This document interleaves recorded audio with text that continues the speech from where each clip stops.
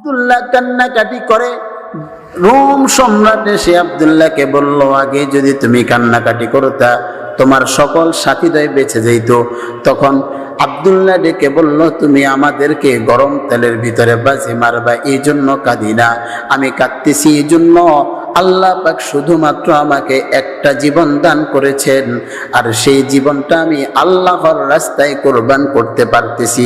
তিনি যদি আমাকে আমার শরীরের মধ্যে যতগুলো পশম রয়েছে আর প্রতিটা পশমের বিনিময়ে তিনি যদি আমাকে এক একটা করে জীবন দান করতেন, আর প্রতিটা জীবন যদি আমি আল্লাহর রাস্তায় এভাবে কোরবান করতে পারতাম, তাহলে আমার জীবনটাকে আমি সার্থক মনে করতাম।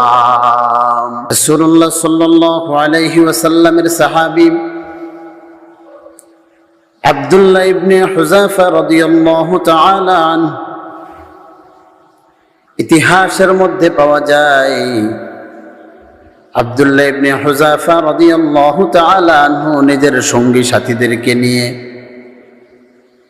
যুদ্ধ করার জন্য যখন রোম সম্রাটের বাহিনীর সাথে যুদ্ধ করার জন্য বের হলেন, যাওয়ার পর আব্দুল্লাহ ইবনে হুযাফা রাদিয়াল্লাহু তাআলা আনহু ৮২ জন সঙ্গী সাথী সহ রোম সম্রাটের বাহিনীর হাতে বন্দী হয়ে যায়। রোম সম্রাট বাহিনীদেরকে বলে দিয়েছে, খবরদার মুসলমান যারা বন্দী হয়েছে কেউ যেন তাদেরকে আঘাত না করে, তাদেরকে মারপিট না করে, এমন ভাবে তোমরা তাদেরকে আদর যত্ন করে রাখবে, আমার কাছে নিয়ে আসবে, আমি তাদের কাছ থেকে মুসলমানদের আসল রহস্য জানতে চাই।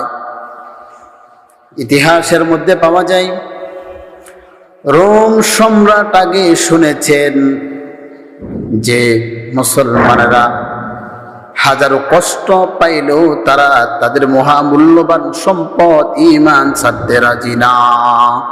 রোম সম্রাটের কথা মতো যখন তার পাঠানো বাহিনী যখন আব্দুল্লাহ ইবনে হুযাফা রাদিয়াল্লাহু তাআলা আনহু সহ তার সঙ্গীদ্বয়কে সামনে নিয়ে আসা হলো, রোম সম্রাট আব্দুল্লাহ ইবনে হুযাফাকে বললেন, শোনো, তোমাদেরকে মুক্ত করে দিব যদি তোমরা মুহাম্মদের উপর থেকে ঈমান ছেড়ে দাও। আব্দুল্লাহ ইবনে হুযাফা রাদিয়াল্লাহু তাআলা আনহু বললেন, না না, আমাদের পক্ষে ঈমান ছাড়া কখনো সম্ভব না। রোম সম্রাট যা বুঝার বুঝে নিলেন। এরপরে আব্দুল